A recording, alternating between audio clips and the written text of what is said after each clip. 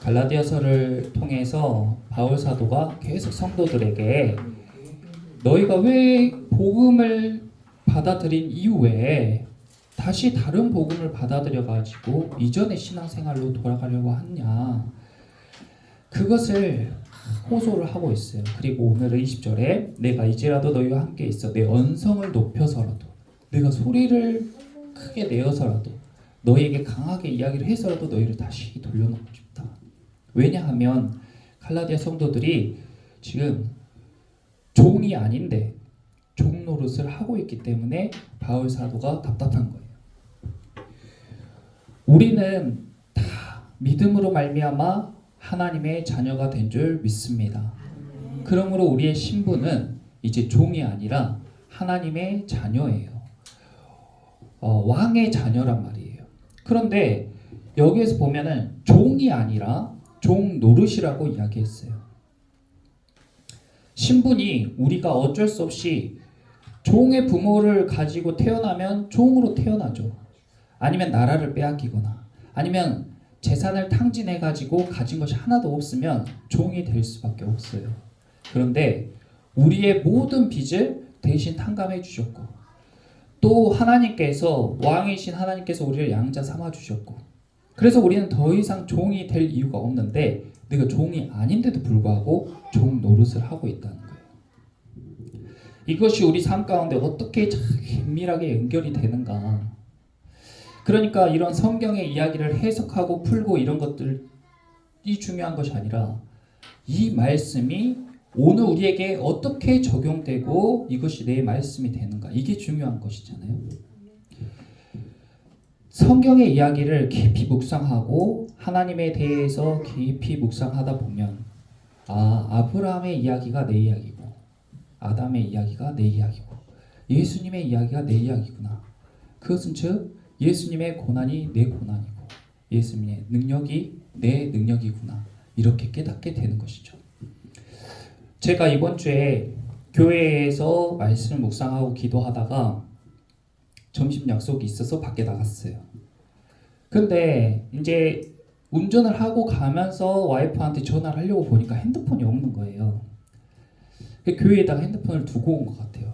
근데 그때부터 제가 차를 돌릴까 말까 하다가 약속 시간이 거의 다 돼서 차를 돌리지 않고 그냥 식사 장소로 갔습니다. 거기서 한 1시간 반 정도 식사하고 대화하고 시간을 보냈는데, 그 시간 내내 제 머릿속에 뭐가 생각났겠어요? 핸드폰 생각이 나는 거예요. 그래서 누가 전화 왔으면 어떡하지? 뭐 중요한 연락이 왔으면 어떡하지? 이런 생각이 계속, 핸드폰 생각이 계속 나는 거예요. 그래가지고 식사가 끝나기 무섭게 교회에 와가지고 핸드폰을 확인했습니다. 교회에 있는 건 맞을까? 그리고 누가 전화, 급한 연락 같은 게 왔으면 어떨까? 하고 교회에 와서 이제 핸드폰을 딱 확인했어요. 그런데 급한 전화가 안 왔죠. 네, 와이프 전화만 부재 중에 하나 있었습니다. 그런데 이 종노릇에 관한 말씀을 묵상하다 보니까 내가 지금 누구의 종노릇을 하고 있었던 거예요? 방금 이야기를 들어보면 핸드폰의 종노릇을 하고 있었던 거예요. 핸드폰은 우리를 종으로 삼을 수가 없는 대상이잖아요. 어떻게 핸드폰이 나를 종으로 삼습니까? 그런데 내가 스스로 핸드폰에게 종 노릇을 하고 있었더라고요. 사람에게도 마찬가지, 술도 마찬가지, 담배도 마찬가지, 게임도 마찬가지, 돈도 마찬가지, 권력과 명예도 다 마찬가지죠. 그것들은 우리를 종으로 삼을 수가 없습니다. 그런데 우리가 스스로 뭐 하고 있는 거예요? 그것들에게 종 노릇을 하고 있는 거예요. 그런 줄도 모르고. 그런데 사람은 태어나기를 자기 스스로 주체가 되고 싶어 하지만, 그러니까 자기 스스로 우뚝 선 존재가, 나 혼자서 우뚝 선 존재가 되고 싶어요. 내 뜻대로 다 하고 싶어 하고 내가 세상의 중심이 되기를 원하는 게 사람의 본성인데, 그것과 동시에 사람은 태어날 때부터 종 노릇을 하게 태어나 있어요. 만들어지기를, 하나님께서 만드시기를 종 노릇하게끔 디자인이 되었단 말이에요. 그래서 사람은 무엇에게든지 종 노릇하며 살아갑니다. 여러분은 무엇의 종로로 하며 살아가세요? 사람에게 매여서 종로로 하는 사람도 있죠. 돈에 매여서 종로로 하는 사람도 있어요. 그리고 결정적으로 우리를 그렇게 종노릇하게 하는 것은 무엇인가? 우리를 그렇게 종노릇하게 하는 근원은 바로 우리 안에 있는 두려움입니다. 중요한 전화 왔으면 어떡하지? 이런 두려움. 아무 일도 없어요. 핸드폰 하루 동안 꺼져 있어도 아무 일도 없어요. 근데 괜히 내 안에 그런 두려움이 있는 거예요. 우리나라 전쟁 나면 어떡하지? 내 통장에 잔고가 빵원이 되면 어떡하지? 다음 달에 수입이 없으면 어떡하지? 나 혹시 아프면 어떡하지? 이런 두려움이 나를 종노릇하게 만드는 거라고요. 그런데 우리는 무엇인가에 종속돼서 종노릇할 수밖에 없는 대상인데, 그렇다면 우리가 누구에게 종노릇을 해야 되는 거예요? 바로 우리를 만드시고 지금도 우리 가운데 역사하시는 하나님께 대하여 종노릇 해야 되는 줄 믿습니다. 그래서 바울이 무엇이라고 했어요? 나는 그리스도의 종이다, 이렇게 이야기한 거예요.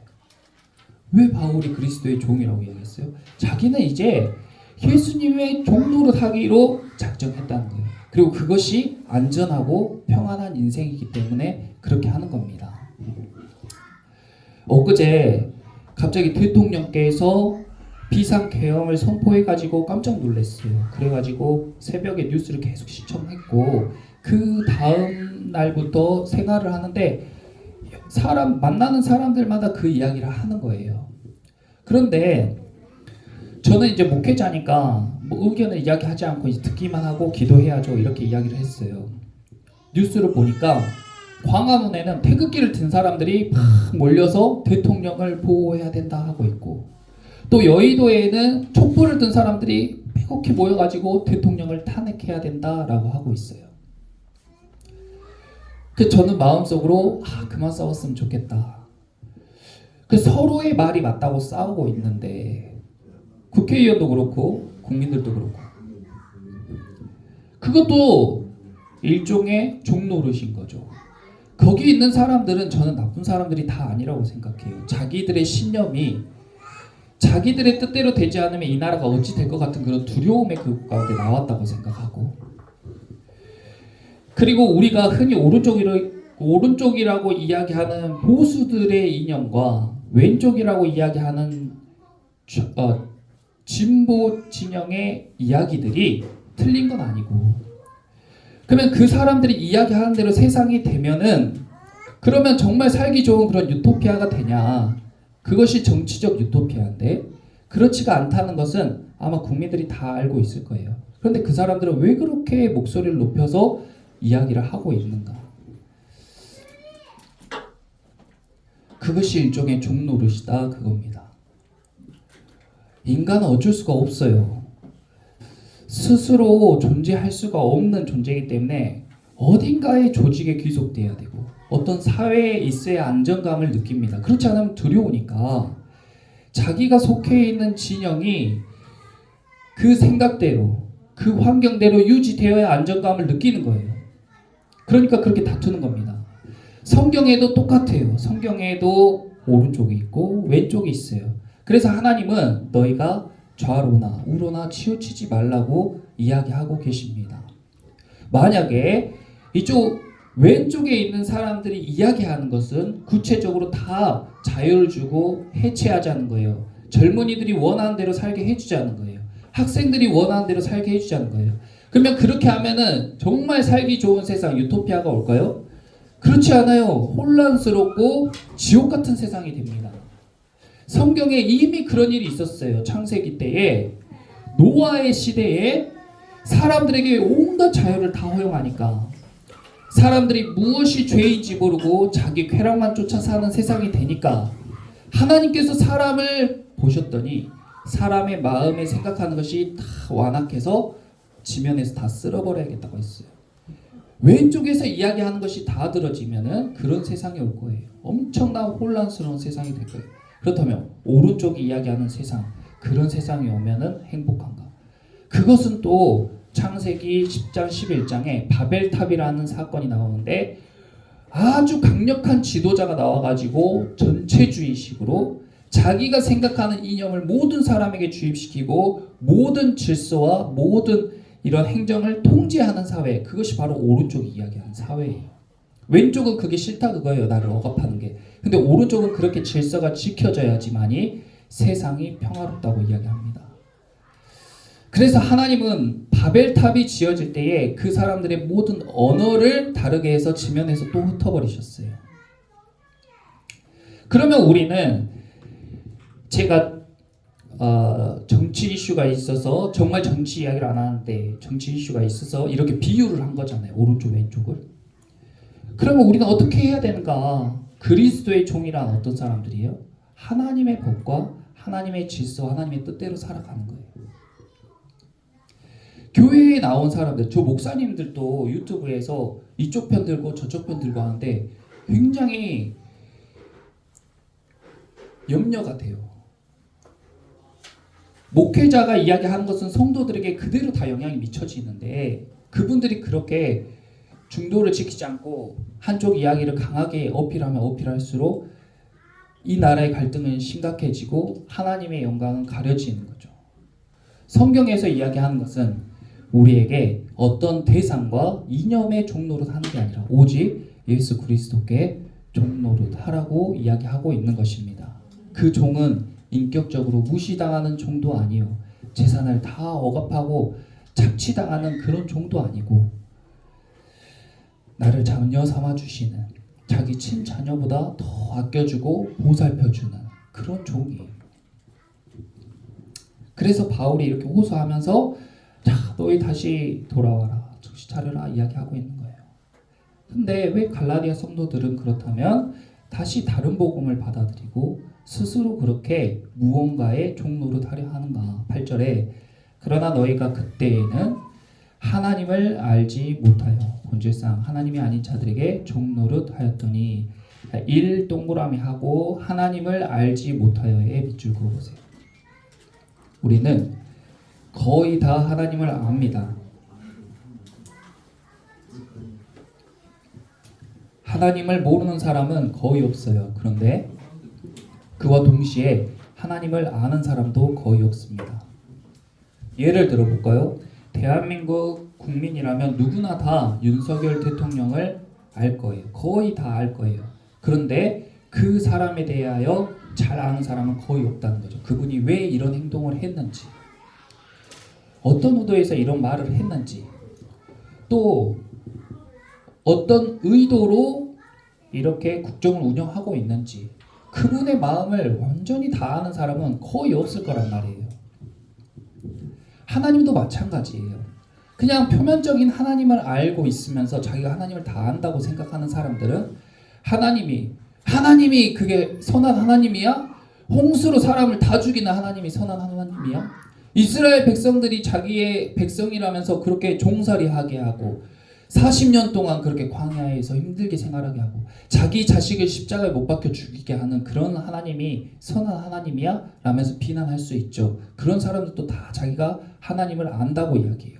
그런데 그런 사람들이 하나님을 알지 못하기 때문에 그렇게 이야기하고 그렇게 행동하는 겁니다. 제가 이런 중요한 이슈 가운데 우리가 중도를 지키고 함부로 말하지 않는 것은 알지 못하기 때문이에요.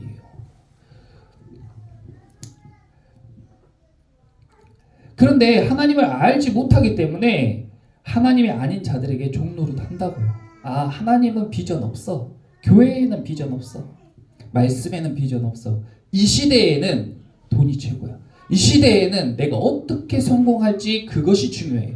이 시대에는 정치적으로 이 진영이 세력을 잡아야지 정치적 유토피아가 오는 거야 라고 생각해요. 왜 그래요? 하나님을 알지 못하기 때문에. 9절에 이제는 너희가 하나님을 알 뿐 아니라 더욱이 하나님이 아신 바 되었거늘 저와 여러분을 하나님이 알고 계신 줄 믿습니다. 우리가 교회에 오지 않을 때에도 하나님은 우리의 삶을 다 지켜보고 계세요. 어찌하여 다시 약하고 천박한 초등학문으로 돌아가서 다시 그들에게 종노릇하려 하느냐. 2번 초등학문 밑줄 그으세요.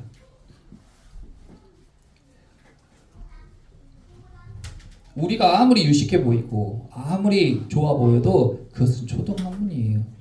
우리 몸에는 회귀 본능이라는 게 있단 말이에요. 회귀 본능이라는 게 있어요.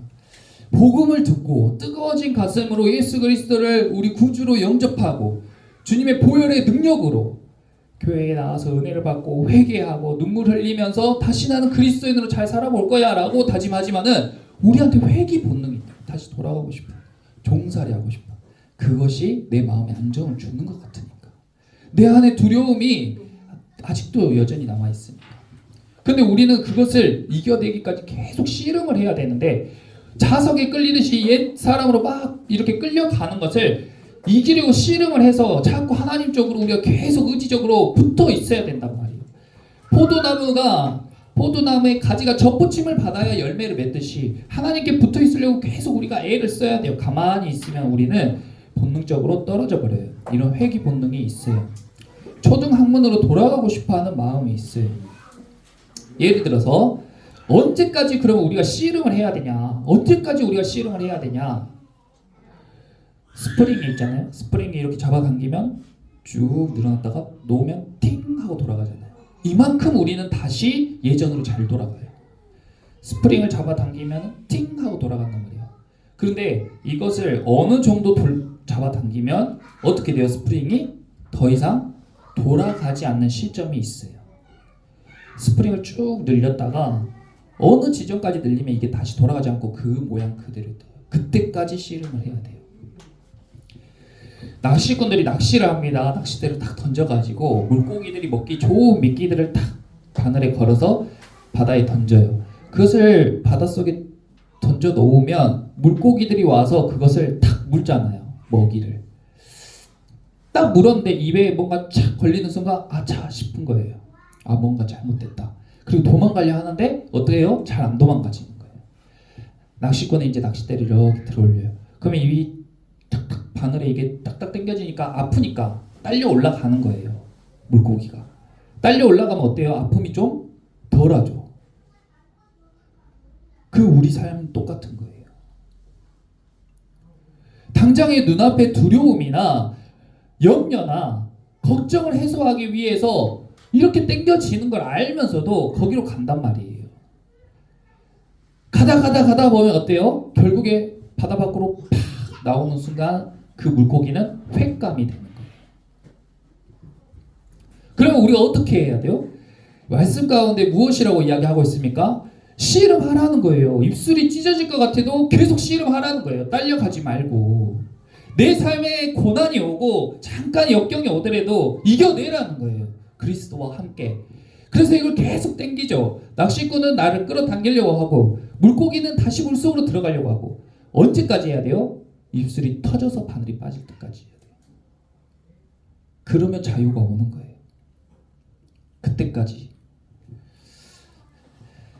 그때까지 해야 돼요.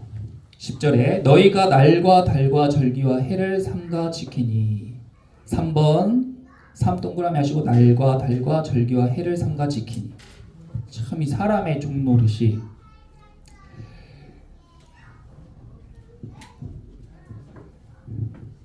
사람이 자기가 리드하고 자기 뜻대로 하는 걸 좋아하는 것 같잖아요. 그런데 대다수의 사람들은 그냥 누군가 자기를 리드해 주길 원해요. 몸에 그런 게 배어 있어요. 내가 생각하고 내가 주도적으로 뭔가 선택하고 판단해야 되는 것을 굉장히 두려워하고 피로감을 느껴요. 그래서 누군가 지금은 이렇게 해야 됩니다. 저를 따라오세요. 신뢰가 가는 사람이 자기를 이렇게 리드해 주는 걸 굉장히 좋아한단 말이에요.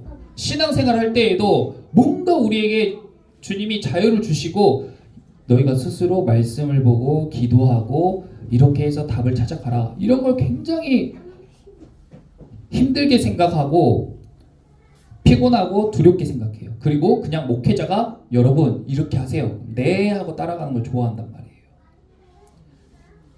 그러니까 갈라디아 성도들도 날과 달과 절기와 해를 지키는 것이 자기가 신앙생활 잘하고 있다고 생각하게끔 착각하는 거예요. 그래서 본질을 놓쳐버리고, 본질은 예수님이고 말씀인데 본질은 놓쳐버리고 주일 예배 자리 참여하는 거, 그리고 예물 드리는 거, 그리고 절기 지키는 거, 이런 거 하면서 자기가 신앙생활 잘하고 있다 생각하고 삶 가운데에서는 남들과 똑같은 모습으로, 예전과 똑같은 모습으로 살아가면서도 자기가 그리스도인으로서 잘 살아가고 있다고 생각하는 것을 바울 사도가 지적하는 겁니다. 우리가 조금 고민스럽고 피곤하더라도 우리는 말씀을 보면서 계속 생각하고 씨름해야 돼요. 이 말씀이 내 삶 가운데 완전 녹여져 가지고 딱 접붙임 될 때까지, 완전히 하나 될 때까지, 이 말씀이 겉도는 말씀이 아니고 뭔 말인지 모르겠다 하면 읽고 또 읽고 해가지고 내 몸에 완전히 하나 될 때까지 씨름해야 된다고. 그것이 맹목적으로 주의를 지키고 맹목적으로 헌금을 하는 것보다 훨씬 하나님이 기뻐하시는 일이에요. 그래서 나는 번제보다 하나님 아는 것을 기뻐한다고 이야기하신 거예요. 알면은 우리 삶이 바뀔 게 확실하니까. 알면은 더 이상 세상의 것들에 종노릇 안 할 것이 확실하니까. 알면은 하나님이 우리 아버지 되신 게 얼마나 큰 선물인지 확신할 수 있으니까. 예수 그리스도와 동행하며 사는 삶을 살 것이 분명하니까 그런 겁니다.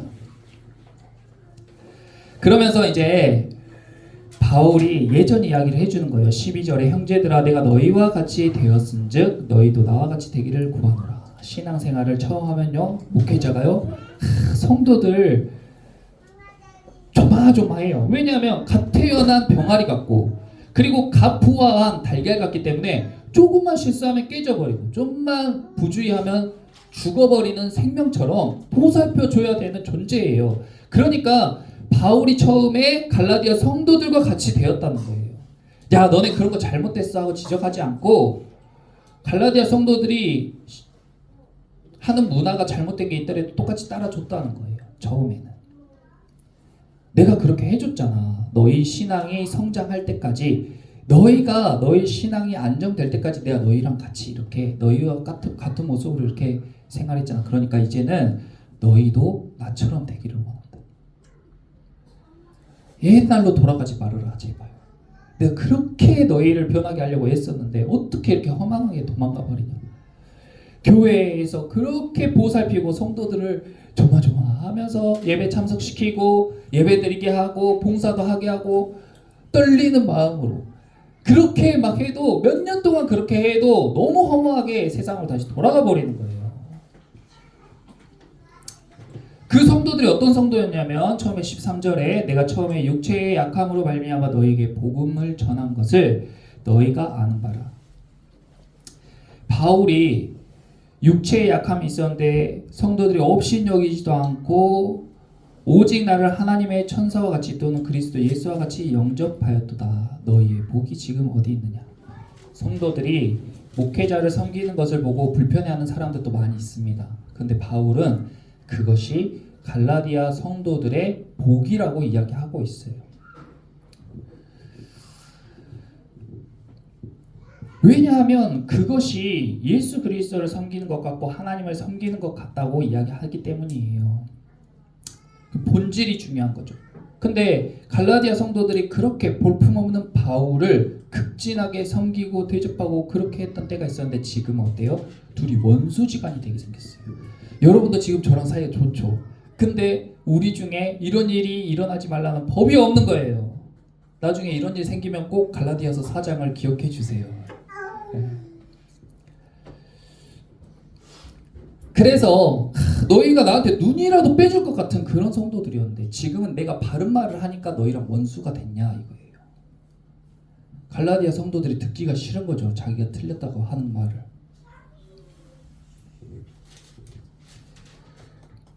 그렇게 사람은 변합니다. 그러면서 17절 그들이 너희에게 대하여 열심 내는 것은 좋은 뜻이 아니요 오직 너희를 이간시켜 너희로 그들에게 대하여 열심을 내게 하려 함이라. 이 이단들이 이렇게 많이 하잖아요. 그리고 일반 교회들도 이렇게 할 수 있습니다. 성도들에게 열심을 내는 것이 다른 뜻으로 결국에 그 성도들로 하여금 본인이 의도하는 것에 열심을 내게 하려고 하는 것은 잘못된 일이라는 거예요. 그리고 무엇에 열심을 내라고 하는 거예요? 18절에 좋은 일에 대하여 열심으로 사모함을 받은 내가 너희를 대하였을 때뿐 아니라 언제든지 좋으니라. 여러분, 좋은 일에 대하여 열심을 내시기를 축원합니다. 좋은 일, 예배하고 말씀 보고 생각하고 내 가족을 위해서 헌신하고 직장을 위해서 하나님의 뜻을 그곳 가운데 이루는 데 열심을 내는 것, 그리고 거창하게 막 이렇게 정치적으로 뭔가 큰 일을 해가지고 세상을 바꾸는 게 아니라 지금 여기서 내가 할 수 있는 거, 하나님이 기뻐하는 일에 열심을 내는 것이 좋은 일인 줄 믿습니다. 그것이 하나님이 기뻐하시는 거예요. 세상을 바꾸기 전에 내 말부터 바꾸는 거. 가족에게 틱틱 쏘면서 말했던 것을 부드럽게 말해주는 거. 장점을 말하기보다는 단점을 지적했던 것을 장점을 높여주는 말투로 바꾸는 거. 이런 것이 작지만 좋은 일이고 훌륭한 일이고 결국 세상을 바꾸는 일이에요. 예수님은 그렇게 거창하고 엄청난 업적으로 세상을 바꾸신 게 아니라 조용히 무명의 사람처럼 모든 억울한 누명과 멸시와 천대와 고난과 고문을 받으면서도 침묵하시고 그렇게 조용히 십자가에서 사형수로 죽으심으로 인해서 전 세계와 인류와 역사를 다 바꾸신 거예요. 그래서 우리가 좋은 일에 대하여 열심으로 사모하면서 힘써야 되는데 언제까지 그러면 해야 되냐? 언제까지 해야 돼요? 19절에 나의 자녀들아 너희 속에 그리스도의 형상을 이루기까지, 그리스도의 형상을 이루기까지 밑줄 그어보세요. 우리가 목사님 우리가 언제까지 교회 다녀야겠습니까? 그리스도의 형상을 이루기까지. 목사님 제가 언제까지 이렇게 신앙생활하고 살아야 합니까? 그리스도의 형상을 이루기까지. 나를 보면 예수님이 보일 때까지. 우리 성도님들을 볼 때에 예수님이 탁 스쳐갈 때 그럴 때가 있어요. 근데 우리가 늘상 그러면 너무 좋죠. 근데 우리가 100가지 말과 행동이 있다면 그 중에 한 가지라도 예수님의 형상을 나타내는 말과 행동을 할 수 있으면 너무 좋잖아요. 그것을 2가지, 5가지, 10가지 이렇게 늘려가는 거잖아요. 늘려가는 거. 그것이 좋은 일에 대한 열심이잖아요. 왜 우리가 종노릇하고 살아가는가? 우리 안에 있는 두려움 때문에 종노릇하고 살아간다.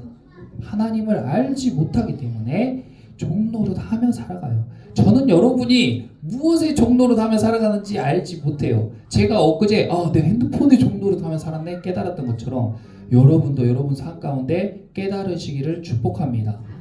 그래야 내가 하나님 알기에 힘쓸 수가 있어요. 필요를 알아야. 아니고 제가 계속 성경 읽어야 됩니다. 성경 읽어야 됩니다. 해봤자 너무 먼 일 같이 느껴지고 지금 중요하고 바쁜 일들이 너무 많은 거예요. 우리 삶 가운데.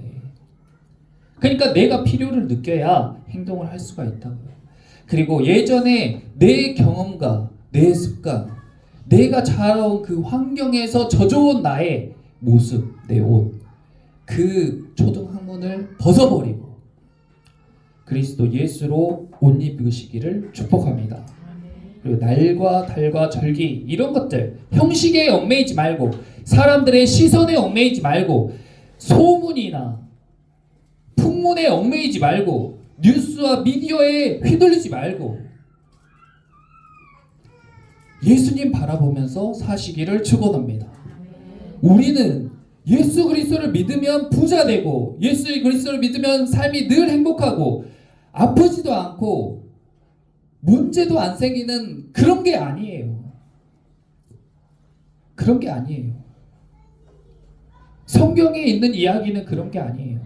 아담은요 자기 첫째 아들이 자기 동생을 죽였고 아브라함은 부모님을 떠나서 왔는데 온갖 고생하다가 100살까지 자식이 안 생겼고 이삭은 아버지가 자기를 제물로 잡아 죽이려고 했고 야곱은 문제가 평생 끊이질 않았고 노아도 100년 넘게 혼자 방주를 지으면서 온갖 멸시우 천대 왕따 당하면서 살았어요. 그 외에도 성경에 수많은 사람들의 삶이 문제없고 걱정 없고 행복한 사람은 극소수고 나머지 대다수는 말도 못할 고난과 역경들을 견디며 살았습니다. 근데 그것이 우리의 삶인 거예요. 예수님을 믿으면서 아플 수도 있어요. 예수님을 믿는데 이 나라가 전쟁이 터질 수도 있습니다. 예수님을 믿는데 내가 파산할 수도 있어요. 그럼에도 불구하고 우리가 두려워하지 않는 것은 주님이 나와 함께하여 주시기 때문입니다. 그러므로 기도할 때 그런 것 가지고 기도하면 실망해요. 주님, 저와 함께 해주세요. 하나님께서요, 하나님의 백성들에게 이렇게 말씀하셨어요. 내가 너 아무 문제 없게 해줄게, 이렇게 말씀하지 않으시고 두려워하지 말아라, 나는 내 하나님이다. 놀라지 말라, 나는 내 아버지가 됩니다.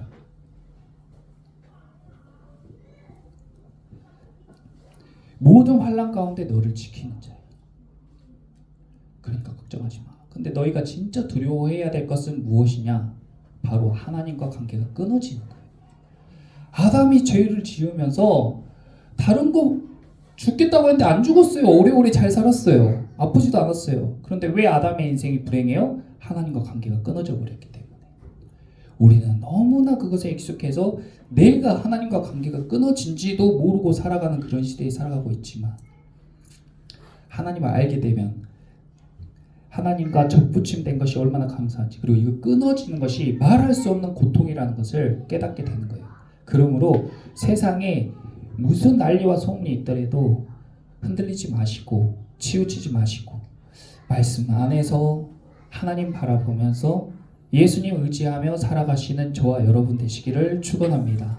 그래서 우리는 다른 것에 종노릇하지 않고 오직 그리스도의 종으로 그리스도의 향기를 뿜어내면서 그렇게 살아가는 저와 여러분 되시기를 예수님의 이름으로 기도합니다.